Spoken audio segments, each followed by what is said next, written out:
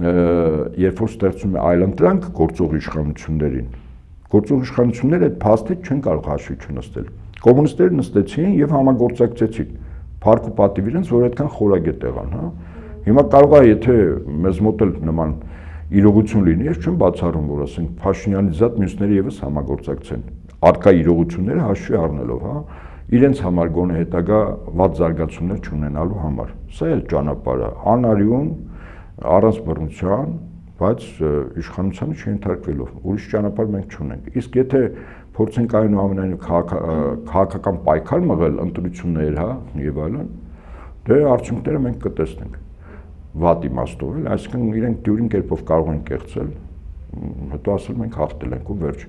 Իդեպ որպես իմ ասած այդպես այդքանը վերացական չլինի, եթե եվրոպական երկրներին, հավաքական Եվրոպայում պետք է որ Ռումինիայում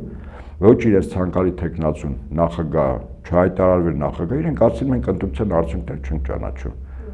Ու մարդը փաստացի հաղթել է, չէ՞, ընտրություններում։